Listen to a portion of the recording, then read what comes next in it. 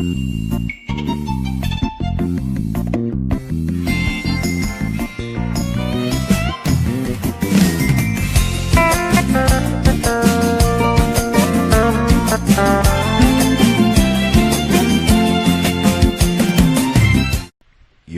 வாழ்க்கையிலிருந்து சில பாடங்களை நாம் படிப்போம்.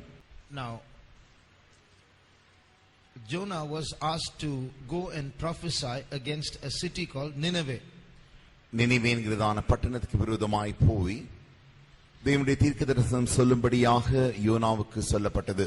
Nineveh is not in Israel. Nineveh பட்டணம் இஸ்ரவேல் தேசத்தில் அல்ல. Nineveh is the capital of an enemy country of Israel called Assyria. Nineveh என்கிறதான பட்டணம் அசீரியா தேசத்தின் தலைநகரமாக இருக்கிறது. இந்த அசீரியா தேசமானது இஸ்ரவேல் தேசத்தாருக்கு சத்ருவான தேசமாக இருக்கிறது. So now Jonah from Israel is being asked to prophesy against an enemy country, to go into the enemy territory and prophesy. இப்பொழுது YONO இஸ்ரவேல் தேசத்திலிருந்து போய் சத்ருவின் தேசத்தில் இருக்கிறதான அந்த நினிவே பட்டணத்தாருக்கு விரோதமாய் தீர்க்கதரிசனம் சொல்லும்படி அவனுக்கு சொல்லப்பட்டது. Why did Jonah hesitate? அப்பொழுது ஏன் YONO தயங்கினான்? Why did he disobey God and take a ship and go in another direction? ஏன் அவன் தேவனுக்கு கீழ்ப்படியாமை காட்டி கப்பலில் ஏறி வேறு ஒரு வழியாய் போக முயற்சித்தான்? Because of two reasons. இரண்டு காரணங்கள். One is, if he prophesies, there is a possibility that they might repent. ஒரு பக்கத்தில் அவன் போய் தீர்க்கதரிசனம் சொல்லும் பொழுது நினிவே பட்டணத்தார் மனம் திரும்பக்கூடியதான ஒரு தருணமும் உண்டு. And Jonah does not want that. He wants the enemies to be punished. ஆனால் யோனா அதை விரும்பவில்லை. அவனுடைய விருப்பம் என்னவென்றால் சத்துருக்கள் தண்டிக்கப்பட வேண்டும். Because they've been harassing Israel so much, so they should be punished. If I go and prophesy and they repent, then it will be something that the Israelites don't want. ஏனென்றால் அவர்கள் இஸ்ரவேல் தேசத்தாரை அதிகமாக துன்புறுத்தி கொண்டிருந்தபடினாலே அது யோனா சத்துரு பட்டணத்தார் இப்படி மனம் திரும்பி அதில் அவர்கள் தண்டிக்கப்படாமல் போகுவதற்கு அவனுக்கு விருப்பமே இல்லை. Because he knows that his God is a forgiving God.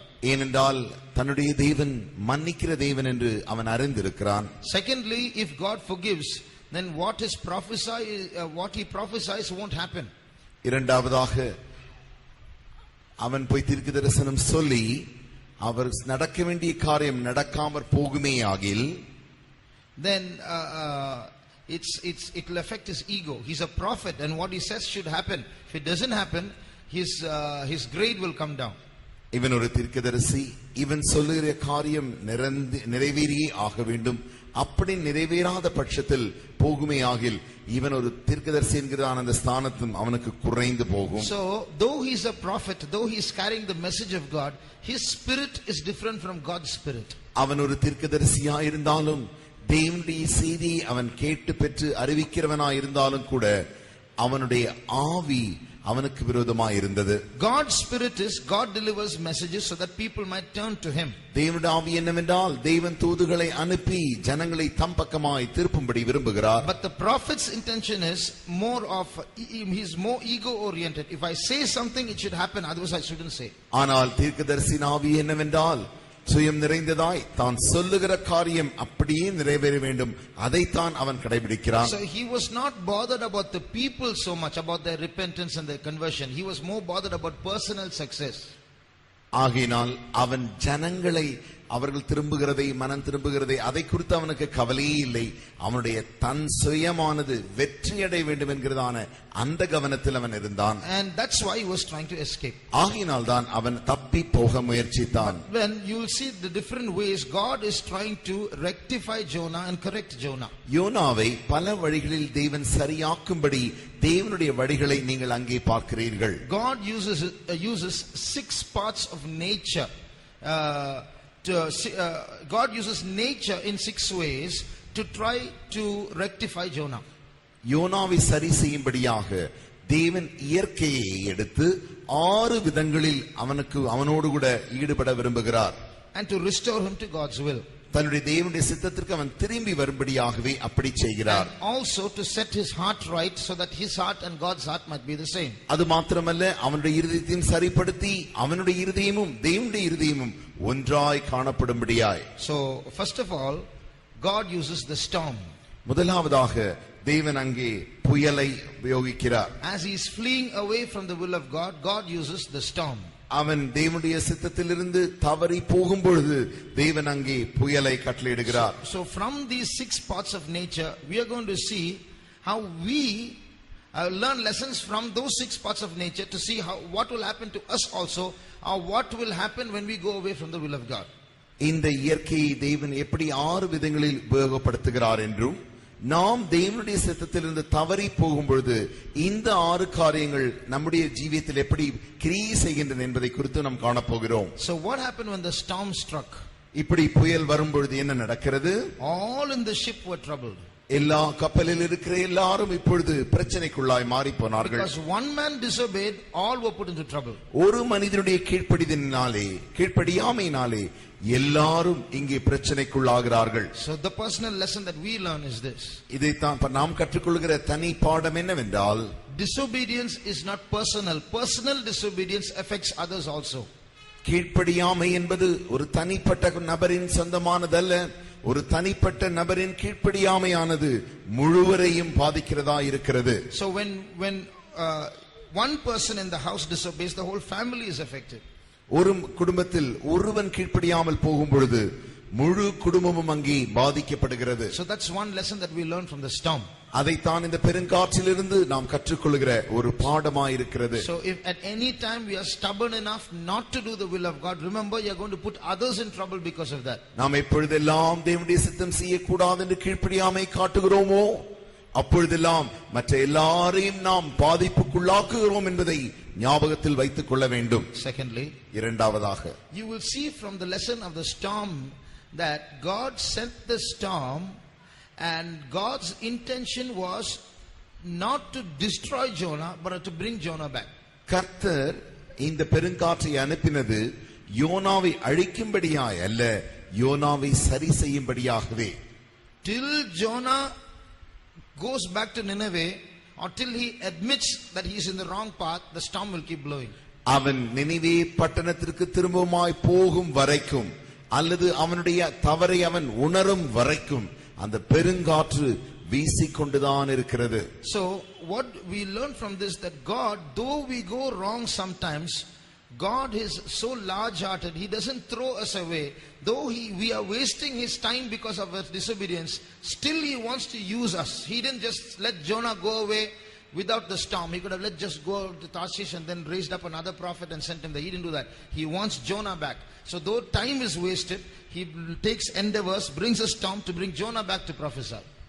தேவன் யோனா போய்விட்டான், பரவாயில்லை போகட்டும், வேறொரு தீர்க்கதரிசியை அனுப்பி நான் இப்படி செய்கிறேன் என்று சொல்லாமல் தேவன் அநேக நேரத்தை எடுத்து எப்படியாகிலும் யோனாவை சரி செய்து திரும்பமாக அவனை அந்த சரிப்பட்ட நிலவரத்தில் கொண்டு வர வரைக்கும் அவர் முயற்சிக்கிறார்.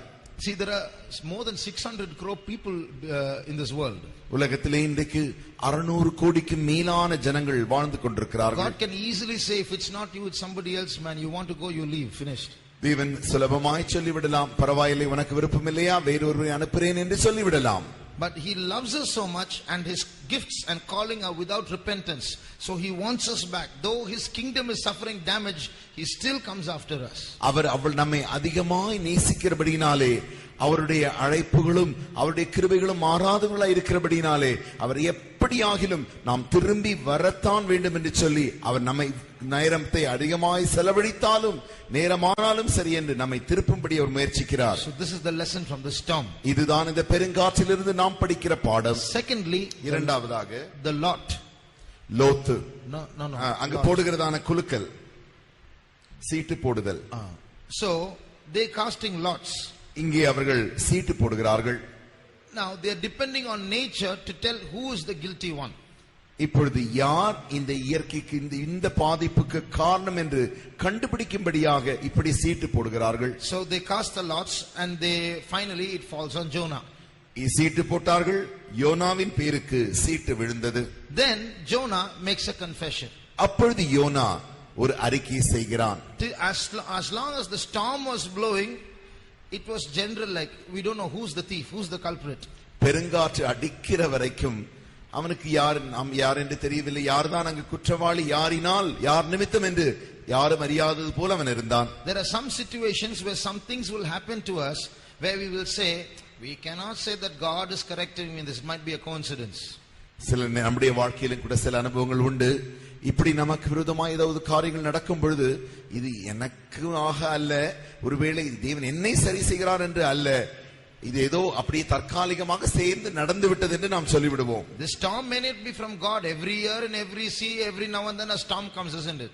பெருங்காற்று தேவனிடத்திலிருந்து அன்று வருகிறது என்று சொல்ல முடியாது.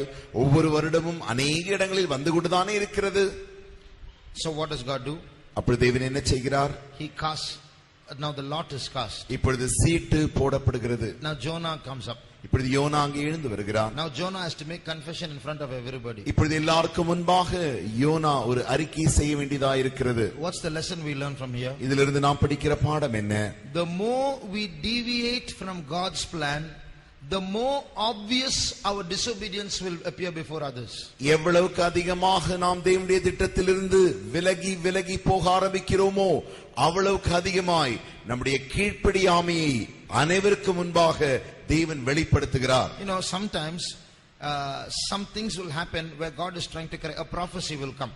சில நேரங்களில் தேவன் நம்மை சரி செய்யும்படியாக ஒரு தீர்க்க தரிசனம் எழும்பும். You are doing this is wrong. இதை நீ செய்கிறாய், இது தவறு. Immediately, you know what, a stubborn mind will say, there are so many people who are doing that mistake. How do I know it's God is speaking to me? உடனே நம்முடைய கடினமான இதயம் என்ன சொல்லும்? அநேகர் இந்த தவறை செய்கிறார்கள், இந்த தீர்க்க தரிசனம் எனக்குத்தான் என்று எப்படி நான் சொல்ல முடியும்? You know, God is so loving. He likes you to correct yourself secretly. He doesn't want to embarrass you. ஒரு காரியம் தெரியுமா? தேவன் உங்களை அதிகமாய் நேசிக்கிறார். ஆகையினால் ஒரு காரியத்தை உங்களை தனிப்பட்ட விதமாய் ரகசியமாய் சரி செய்ய விரும்புகிறார். So he says it in a kind of a general manner so other people won't understand, but you will get the message and correct yourself secretly. ஆகையினால் தான் அவர் தீர்க்க தரிசனத்தை இப்படி பொதுவாய் சொல்ல அனுப்புகிறார். அப்படி அனுப்பும் பொழுது மற்றவர்கள் அதை சரி செய்ய வேண்டிய அவசியம் இல்லை. நீதான் மற்றவர்களுக்கு நீதான் என்று தெரியாது. மற்றவர்களுக்கு நீதான் என்று தெரியாது. ஆனால் அந்த தீர்க்க தரிசனம் உனக்குத்தான் வந்து நீ சரி செய்யும்படியாகவே அனுப்பப்படுகிறது. Secretly you can correct yourself, you'll escape. நீ ரகசியமாக நீ சரி செய்து கொண்டால் தப்பித்துக் கொள்ளலாம். But now Jonah didn't confess while the storm was blowing. They had to cast lots to find out. ஆனால் யோனாவோ இப்படி பெருங்காற்று அடிக்கும் பொழுது அவன் அறிக்கை செய்யவே இல்லை. இப்பொழுது தன் பேரில் அவர்கள் சீட்டு போடுகிறார்கள். So when God warns us in general, if we don't obey, he'll warn us in particular, and when he warns us in particular, others will come to know also. தேவன் நம்மை பொதுவாய் சரி செய்ய முயற்சிக்கும் பொழுது நாம் கீழ்ப்படியாமை காட்டுவோமே ஆகில் அவன் நம்மை தனிப்பட்ட முறையில் சரி செய்ய முயற்சிப்பார். அப்பொழுது எல்லாருக்குமே நம்முடைய விஷயம் தெரிந்துவிடும். Suppose Jonah had made a secret prayer saying, Lord, next station the ship stops, I'll go back to Nineveh. The storm would have stopped. ஒருவேளை யோனா கர்த்தாவே நான் ஜெபிக்கிறேன் என்று ரகசியமாய் ஜெபித்து அடுத்து இந்த கப்பல் எந்த துறைமுகத்துக்கு போகிறதோ அங்கே நான் போய் இறங்கி நீ செய்ய வேண்டிய காரியத்தை நான் செய்ய ஆரம்பிக்கிறேன் என்று சொல்லி இருப்பானே ஆகில் the storm would have stopped. பெருங்காற்று நின்றிருக்க கூடும். So the more we disobey, the more our wrong deeds become apparent. எவ்வளவுக்கு அதிகமாக நாம் கீழ்ப்படியாமை காட்டுகிறோமோ அவ்வளவுக்கு அதிகமாய் நம்முடைய தவறானது பெரிதாய் வெளிப்படுத்தப்படும். Thirdly, மூன்றாவதாக in Jonah chapter 2, I think it's verse 6, it says that his head got caught in the weeds. யோனாவின் புஸ்தகம் 2ஆம் அதிகாரம் 5ஆம் வசனத்தில் வாசிக்கிறோம், என் தலையை கடற்பாசி சுற்றி கொண்டது. So what happens now? The head, you go underwater, you can't breathe. There he gets tied up in his head. He can't even come out now. He's trapped. இவனுடைய தலையானது தண்ணிக்குள் போய் மூச்சு விடுவது மாத்திரமல்ல கடற்பாசியினாலே சுற்றி கொண்டது. So now he's trapped. இப்பொழுது அவன் மாட்டிக்கொண்டான். Why? ஏன்? His heart is a hard heart, Jonah's heart. யோனாவின் இருதயமானது மிக கடினமான இருதயமாய் இருந்தது. Why do I say that? ஏன் நான் அதை சொல்லுகிறேன்? He escaped because he knows that his ego will be affected, because if he prophesies, God will change his mind about harming Nineveh if they repent. ஏனென்றால் அவனுக்கு முதலாவது காரியம், ஒருவேளை தான் தீர்க்க தரிசனம் சொல்லி நினிவே பட்டணத்தாரை அழிக்காதபடிக்கு அவர்கள் மன்னிப்பு கேட்கும் பட்சத்தில் தேவன் மன்னித்து விடுவாரே ஆகில் என்கிறதான் அந்த நோக்கம் அவனுக்குள் இருந்தது. Now after God catches him and hits him and sends him back, he goes and obeys. He prophesies 40 days Nineveh is going to be burnt up, overthrown. And then he goes and sits in the sands and waits for 40 days to see if what he says happens. இப்பொழுது இந்த காரியங்கள் நிறைவேறி பின்பு அவன் நினிவேக்கு போய் இப்பொழுது அவன் தீர்க்க தரிசனம் சொல்லுகிறான். 40 நாளைக்குள்ளாய் தேவன் இந்த தேசத்தை அழிக்கப் போகிறார் என்று சொல்லி அவன் கடல் மணலிலே போய் உட்கார்ந்து கொண்டு இப்பொழுது இந்த 40 நாள் முடிவுக்காய் காத்து கொண்டிருக்கிறான். So he obeys, but his heart is not changed. கீழ்ப்படிந்து விட்டான், என்றாலும் அவனுடைய இருதயம் இன்னும் மாறவில்லை. So in this case, when the reeds wrap around his head, இப்பொழுது கடற்பாசியானது அவனுடைய தலையை சுற்றி கொண்ட மாத்திரத்தில், and he's going to suffocate to death underwater there. அங்கே தன் ஜலத்திற்கு நடுவில் மத்தியிலே மரணத்தோடு கூட அவன் அங்கே கஷ்டப்பட வேண்டியதா இருக்கிறது. If the fish doesn't come quickly, in a few moments he's going to die. அந்த மீனானது இன்னும் சில வினாடிகளில் இவனிடத்தில் வராத பட்சத்தில் இவன் செத்து போக வேண்டிய கட்டாய சூழ்நிலைக்கு தள்ளப்படுகிறான். What's the lesson? அந்த பாடம் என்ன? God hits hard when our heart is hard. நம்முடைய இருதயமானது கடினமாய் இருக்கும் பொழுது தேவன் நம்மை கடினமாய் அடிக்கிறார். So he's not a cruel God, but he knows that we won't change even if he doesn't hit us this way. ஆகையினால் நம்முடைய தேவன் ஏதோ ஒரு பயங்கரமான ரட்சத தேவன் என்று அல்ல, நாம் தவறாக போகும் பொழுது அவர் நம்மை கடினமாய் அடிக்க வேண்டியதா இருக்கிறது. There are two verses in the Bible like this. வேதத்திலே 2 வசனங்கள் இப்படி இருக்கிறது. Both come together. இரண்டுமே சேர்ந்து ஒன்றாய் இணைகிறது. It says, I will instruct thee and teach thee in the way which thou shouldest go. I will guide thee with mine eye. நான் நீ போக வேண்டிய வழியை நான் உனக்கு காண்பித்து உனக்கு ஆலோசனை சொல்லுவேன். உன்மேல் என் கண்ணை வைத்து நான் உனக்கு ஆலோசனை சொல்லுவேன். In Tamil it's உன்மேல் என் கண்ணை வைத்து ஆலோசனை சொல்லுவேன். In English I will guide you with my eye. தமிழிலே உன்மேல் என் கண்ணை வைத்து உனக்கு ஆலோசனை சொல்லுவேன் என்றிருக்கிறது. ஆனால் ஆங்கிலத்தில் நீங்கள் பார்க்கும் பொழுது என் கண்ணினாலேயே நான் உன்னை வழி நடத்துவேன். So God has an eye communication through which he will communicate to us. That's the language of love. தேவனுக்கு கண்ணின் மூலமாய் சம்பாஷிக்கிற சம்பாஷணை பாஷை உண்டு, அதுதான் அன்பின் பாஷை. So just looking at his eyes we'll know what he's trying to say. அவருடைய கண்களை பார்த்த மாத்திரத்தில் நாம் புரிந்து கொள்ளலாம் அவர் என்ன சொல்லுகிறார். Read that verse. அந்த வசனத்தை வாசியுங்கள். Psalm 32:8. சங்கீதம் 22ஆம் அதிகாரம் 8ஆம் வசனம்.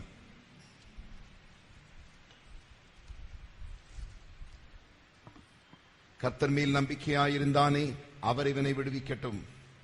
இல்ல 32:8. Psalm 32:8. நான் உனக்கு போதித்து நீ நடக்க வேண்டிய வழியை உனக்கு காட்டுவேன். உன்மேல் என் கண்ணை வைத்து உனக்கு ஆலோசனை சொல்லுவேன். Suppose we can't understand that language. அந்த பாஷை நமக்கு புரியாமல் இருக்குமே ஆகில் God uses another language. வேறு ஒரு பாஷை தேவன் இப்பொழுது பிரயோஜனப்படுத்துகிறார். Read the next verse. அடுத்த வசனத்தை வாசியுங்கள். வாரினாலும் கடிவாளத்தினாலும் வாய் கட்டப்பட்டாலொழிய உன் கிட்ட சேராத புத்தி இல்லாத குதிரையை போலவும் கோவேறு கழுதையை போலவும் இருக்க வேண்டாம். So what is that? அர்த்தம் என்ன? If you can't understand the eye language, you will understand the whip language. நீ அந்த கண்ணின் பாஷையை புரிந்து கொள்ளாத பட்சத்தில் வாரின் பாஷையை தான் புரிந்து கொள்ள வேண்டும். That everybody understands. அது எல்லாருக்குமே புரிந்து விடுகிறது. If God speaks, sometimes it's coincidence. Prophecy comes or a dream comes. That's all my thinking. Maybe that some person knew about my story. Maybe a coincidence. Maybe for somebody else. All this argument will suddenly when the whip comes, that language will understand. தேவன் அன்பினாலே ஒரு தீர்க்கதரிசனத்து மூலமாய் பேசும் பொழுதோ ஏதோ அப்படி அது தற்காலிகமாக சேர்ந்து நடந்து விட்டது, அது எனக்கென்று அல்ல மற்றவர்களுக்காக இருக்கும், ஆனால் அது நான் எனக்கென்று அப்படி என்னுடைய சம்பவத்தில் ஒத்தது போல் இருக்கிறது என்றெல்லாம் சொல்லிவிடுவோம். அந்த அன்பின் பாஷையை நாம் புரியாத பட்சத்தில் வாரின் பாஷை நமக்கு நேராக வறுமையாகில் உடனடியாக நாம் நன்றாக புரிந்து கொள்கிறோம். So God hits hard when the heart is hard. இருதயமானது கடினமாய் இருக்கும் பொழுது தேவன் நம்மை கடினமாய் அடிக்கிறார். Fourthly, நான்காவதாக, before he died, before he suffocated to death, before the water could get into his nose and mouth and he could die, the fish came and swallowed him. அவனுடைய தண்ணிக்குள்ளாய் போய் சுவாசம் அடையாதபடிக்கு அவன் அப்படிப்பட்டதான் அந்த நெருக்குதலில் வந்து சாவதற்கு முன்பாக மீன் வந்து அவனை கவ்வி கொண்டு போனது. So he got swallowed by the fish. அவன் இப்பொழுது மீனினாலே விழுங்கப்பட்டான். That poor fish was in trouble for 3 days, had a big man in its belly. That man must be squirming there and rolling in that belly, and God didn't give that permission to that fish to vomit him for 3 days. You have to keep him inside. அந்த பெரிய மீனுக்கு ஒரு உபத்திரவ காலம்தான், பெரிய பிரச்சனை தான். 3 நாளைக்கு இந்த மனிதனை தன்னுடைய வயிற்றுக்குள் பாதுகாத்து தான் ஆக வேண்டும். ஏனென்றால் இது தேவனால் கட்டளையிடப்பட்ட காரியம். அந்த வயிற்றுக்குள் இவன் சும்மாவும் இருந்திருக்க மாட்டான், வயிற்றுக்கு அநேக தொந்தரவுகளை கொடுத்திருப்பான். என்றாலுமோ அந்த பெரிய மீன் இவைகளை சகித்துக் கொண்டுதான் இருந்தது. And so the fish didn't like Jonah, but had to swallow Jonah because God asked the fish to do that. அந்த மீனானது யோனாவை விரும்பவில்லை. என்றாலுமோ தேவன் கட்டளையிட்டபடியினாலே இந்த பெரிய மீன் யோனாவை விழுங்க வேண்டியதா இருந்தது. And Jonah didn't like the fish either. மறுபக்கத்தில் யோனாவுக்கும் மீனை பிடிக்கவில்லை. Read Jonah 2:2. யோனா எழுதின யோனாவின் புஸ்தகம் 2ஆம் அதிகாரம் 2ஆம் வசனம். என் நெருக்கத்தில் நான் கர்த்தரை நோக்கி கூப்பிட்டேன். He's now praying from inside the fish. இப்பொழுது யோனாவின் வயிற்றுக்குள்ளிருந்து அவன் ஜெபிக்கிற ஜெபத்தை பாருங்கள். மீனின் வயிற்றிலிருந்து. வாசிங்க. என் நெருக்கத்தில் நான் கர்த்தரை நோக்கி கூப்பிட்டேன், அவர் எனக்கு உத்தரவு அருளினார். நான் பாதாளத்தின் வயிற்றிலிருந்து கூப்பிட்டேன். நான் பாதாளத்தின் வயிற்றிலிருந்து கூப்பிட்டேன். He didn't say I'm calling from the belly of the fish. He said I'm calling from the belly of hell. அவன் மீனின் வயிற்றிலிருந்து கூப்பிடுகிறேன் என்று சொல்லவில்லை, பாதாளத்தின் வயிற்றிலிருந்து கூப்பிடுகிறேன் என்று சொல்கிறான். So sitting in that stinking stomach of a fish, no windows, all the food getting digested in the stomach, he's sitting with all that food, with all the juices from its belly. In that situation it was like hell for Jonah. 3 days. YONO மீனின் வயிற்றுக்குள்ளே போய் அந்த யோனாவின் அந்த மீனுக்குள்ளே தான் சாப்பிட்ட யாவையும் அவைகள் அசை போட்டுக்கொண்டு அந்த உமிழ்நீர்கள் யாவும் அந்த மத்தியிலே அவன் கடந்து கொண்டு வேறு வழி இல்லாமல் மாட்டிக்கொண்டு அங்கிருந்து அவனுக்கு அந்த நாற்றத்தையும் சகித்துக் கொண்டு அவன் அங்கிருந்து 3 நாட்கள் அதற்குள்ளா இருக்க வேண்டியதா இருந்தது. So God is giving him 3 days inside a room to sit now and think, coming back or not. இப்பொழுது தேவன் 3 நாட்கள் உனக்கு தருணம் தருகிறேன், ஒரு அறையும் தருகிறேன், இதற்குள் உட்கார்ந்து 3 நாட்கள் யோசித்து நீ வருகிறாயா இல்லையா என்று நீயே தீர்மானம் செய்து கொள் என்கிற ஒரு தருணத்தை தருகிறார். Very difficult for him to say no, because he may have to sit there for more days. அங்கே வேண்டாம் ஆண்டவரே என்று சொல்வதற்கு அவனுக்கு மிக மிக கடினம். ஏனென்றால் வேண்டாம் வேண்டாம் என்று அவன் சொல்ல சொல்ல இன்னும் அதிக நாட்கள் மீனின் வயிற்றுக்குள்ளுதான் அவன் இருக்க வேண்டும். So it was hell there. அது அவனுக்கு ஒரு நரகமாய் இருந்தது. So what's the lesson? பாடம் என்ன? If you see danger in the will of God and move out, it's going to be more dangerous outside the will of God.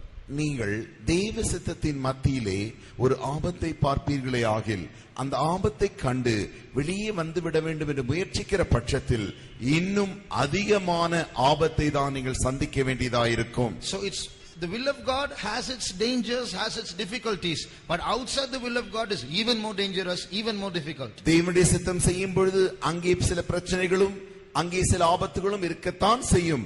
ஆனால் அதை விட்டு வெளியே வர வேண்டும் என்று முயற்சித்தால் அதை காட்டிலும் அதிகமான ஆபத்துகளும் பிரச்சனைகளும் உண்டாகும். In the morning also in the message we saw how the word of God says, if you think you're going to get into trouble and draw back, you're going to draw back unto perdition or destruction. If you think that if you keep going forward you're going to get into trouble and face difficulties, and therefore you draw back, you're going to draw back to perdition or destruction. நீங்கள் இன்னும் அதிகமாக முன்னேறி செல்ல செல்ல செல்ல இன்னும் பிரச்சனைகள் வந்து விடுகிறது என்று சொல்லி நீங்கள் பின்வாங்கி அப்படி நீங்கள் பின்னை போவீர்களே ஆகில் அது உங்களை கடைசியில் நாசத்திற்கும் அழிவிற்கும் கொண்டு போய்விடும். So keep this in mind. Don't think you're safe outside the will of God. You're coming outside the will of God thinking that's going to be safe. It's going to be more dangerous for you. ஆகினாலே தேவ சித்தத்தின் வெளியிலிருந்து நீங்கள் வெளியே வந்து விட்டால் பாதுகாவலாய் இருக்கும் என்று நினைக்கவே வேண்டாம். அப்படி நீங்கள் வெளியே வர வர உங்களுடைய பாதுகாப்பு முற்றிலுமாய் உங்களை விட்டு போய்விடுகிறது. So that's what you learn from the fish. அதைத்தான் நாம் மீனிலிருந்து கற்றுக்கொள்கிறோம். Fifthly, ஐந்தாவதாக, when Jonah was sitting back to see if his prophecy would be fulfilled or not, he's waiting to see Nineveh getting burnt up. இப்பொழுது நினிவே பட்டணம் அழிந்து விடும் என்று சொல்லி அவன் தீர்க்க தரிசனம் சொல்லிவிட்டு இந்த 40 நாட்களும் அவன் உட்கார்ந்து அப்படி கவனித்துக் கொண்டே இருக்கிறான்.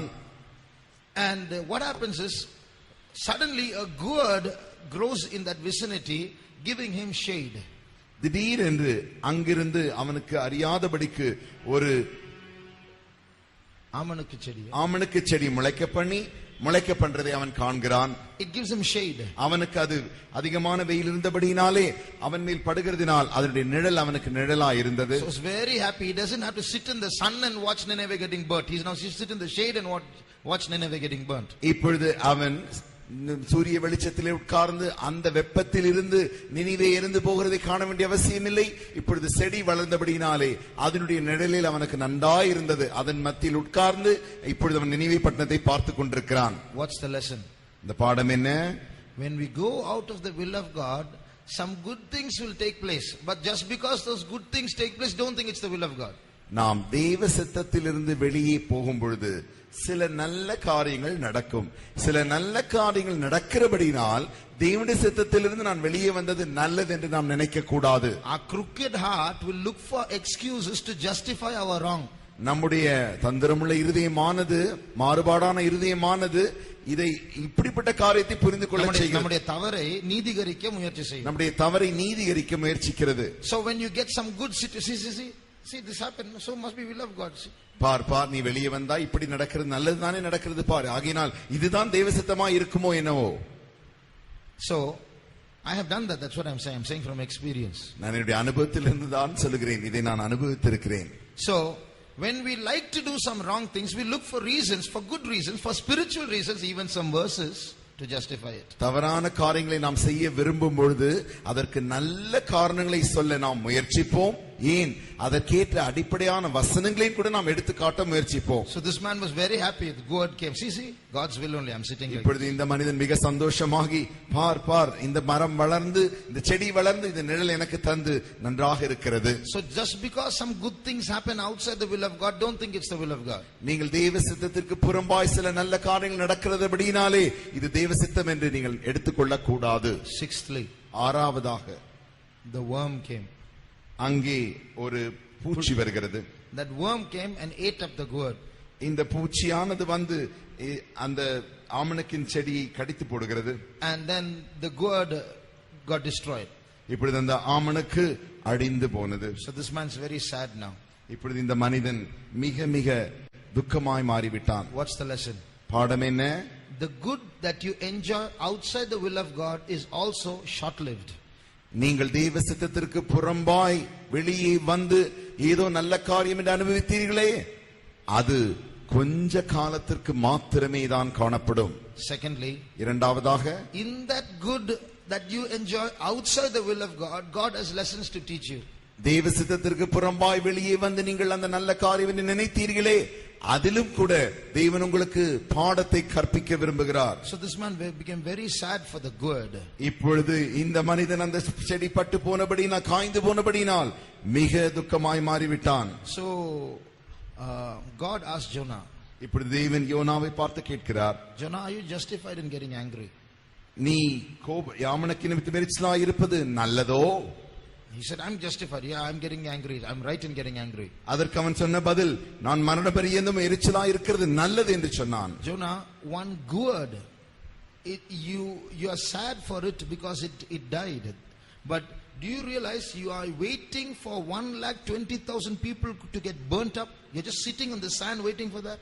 யோனாவே, ஒரு ஆமணக்கு செடி காய்ந்து போனபடினாலே இவ்வளவு எரிச்சல் அடைகிறாயே, 1,20,000 பேர் அழிந்து போகும்படி நீ காத்து கொண்டிருக்கிறாயே என்று கர்த்தர் யோனாவை பார்த்து கேட்டார்.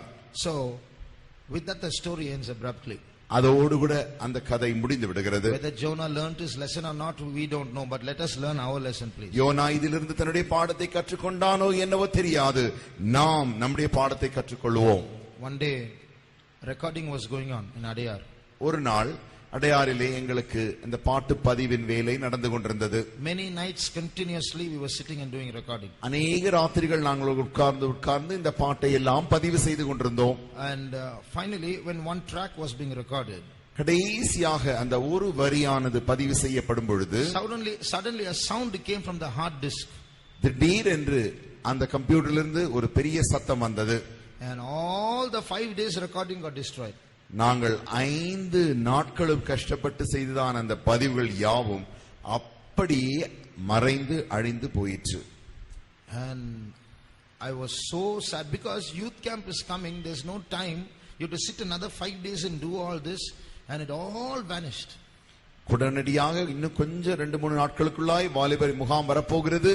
இப்படி நாங்கள் இன்னும் அதை செய்ய வேண்டுமே ஆகில் 5 நாட்கள் இதை நாங்கள் எப்படி உட்கார்ந்து செய்ய முடியும் என்று சொல்லி எனக்கு மிகவும் துக்கமாகிவிட்டது. 5 nights I sat down, and the 6th night at about 9 o'clock in the night, everything vanished. 5 இரவுகள் உட்கார்ந்து நாங்கள் பதிவு செய்தோம். 6வது நாளின் இரவிலே திடீரென அந்த ஒரு வரி பதிவு செய்யும் பொழுது முற்றிலும் நாங்கள் செய்த பதிவுகள் அழிந்து போயிற்று. I didn't know what to do. Am I supposed to blame myself or get angry with God, or what should I do? இப்பொழுது எனக்கு என்ன செய்ய வேண்டும் என்றே தெரியவில்லை. நான் என் மேல் கோபம் அடைவதா அல்லது தேவன் மேல் எரிச்சல் அடைவதா எனக்கு ஒன்றும் புரியவில்லை. Read the Jonah 4th chapter, is it? யோனா 4ஆம் அதிகாரம் Last 2 verses. 9-10 வசனங்கள். அதற்கு கர்த்தர், நீ பிரயாசப்படாதது, நீ வளர்க்காததும், ஒரு ராத்திரியிலே முளைத்ததும் ஒரு ராத்திரியிலே அழிந்து போனதுமான ஆமணக்குக்காக பரிதபிக்கிறாயே. So God spoke to me. You're feeling so sad for this recording which came in a night and perished in a night. நீ ஒரு இரவிலே பதிவு செய்யப்பட்டு அடுத்த இரவிலே அழிந்து போனதான இந்த பதிவுக்கா இவ்வளவு துக்கப்படுகிறாய் என்று கர்த்தர் என்னோடு கூட பேசினார். Did you once pray for the souls who are going to listen to your recording? ஒருமுறையாகிலும் நீ பதிவு செய்த அந்த பாடல்களை கேட்கிறதான ஆத்துமாக்களுக்காக ஜெபித்திருக்கிறாயா? Did you once pray that they should be edified by these songs? இந்த பாட்டினாலே அவர்கள் பக்தி விருத்தி அடைய வேண்டும் என்று சொல்லி ஒருமுறையாகிலும் நீ ஜெபித்திருக்கிறாயா? So let's examine ourselves. ஆகினாலே நாம் நம்மை ஆராய்ந்து பார்ப்போம். Jonah was a prophet. He was doing ministry, but he had no burden for souls. He wanted them to die. He was more ego oriented than people oriented. யோனா ஒரு தீர்க்கதரிசி, ஊழியத்தில் இருந்தான் என்றாலுமோ அவன் ஆத்துமாக்களை குறித்ததான பாரம் அவனுக்குள் இல்லாமல் இருந்தது. மாறாக தான் சொல்லுகிறதான தீர்க்க தரிசனம் அப்படியே நிறைவேறி அவனுடைய சுயம் காக்கப்படும்படியாகவே அவன் விரும்பினான். Shall we close our eyes? அவனுடைய கண்களை மூடுவோமா? What is the spirit that we are, that we have? நமக்குள் இருக்கிறதான அந்த ஆவி என்ன? With what inner motive are we following God? நாம் தேவனை நம்முடைய எந்த உள்நோக்கத்தோடு கூட நாம் பின் தொடர்ந்து போகிறோம்? With what inner motive are we serving God? நாம் தேவனுக்கு எந்த உள்நோக்கத்தோடு கூட நாம் ஊழியம் செய்கிறோம்? Let's set right our spirits. நம்முடைய ஆவிகளை நாம் சரி செய்வோமாக. Is there any self involved in our ministries? நம்முடைய ஊழியங்களில் ஏதாயில் நம்முடைய சுயம் காணப்படுகிறதா? Father God, we give all these young people into your hands. பிதாவாகிய தேவனே, இந்த வாலிப யாவரையும் உம்முடைய கரத்தில் நாங்கள் தருகிறோம். Take charge of their lives. அவருடைய வாழ்க்கை நீரே பொறுப்படும். Some of them are involved in ministries, Lord. ஆண்டவரே, இங்க இருக்கிற அநேகர் ஊழியங்களில் பங்கெடுக்கிறார்கள். Help them to have the true burden for souls. ஆண்டவரே, ஆத்துமாக்களை குறித்ததான உண்மையான பாரமுடையவர்களாய் இருக்கும்படி அவர்களுக்கு நீர் உதவி செய்யும். Help them in their ministry to do all their ministry only inside your will, O God. ஆண்டவரே, அவர்கள் செய்கிற எல்லா ஊழியங்களிலும் அவர்கள் செய்கிற ஊழியங்கள் யாவும் உம்முடைய சித்தத்திற்குள்ளாயிருந்து செய்ய உதவி செய்யும். Help them never to run away from your will and fall into danger. ஆண்டவரே, ஒரு காலும் உம்முடைய சித்தத்தை விட்டு ஓடி போகாமல் அப்படி ஓடி போய் ஆபத்திலே விடாதபடிக்கு நீர் அவர்களை காத்துக்கொள்ளும். Whole of this week keep them under thy care, O God. ஆண்டவரே, இந்த முழு வாரமும் உம்முடைய அந்த விசாரிப்புக்குள் அவர்களை வைத்துக் கொள்ளும். ஆண்டவரே, In Jesus' name we pray. இயேசுவின் நாமத்தில் வேண்டிக் கொள்கிறோம் பிதாவே. Amen. ஆமென்.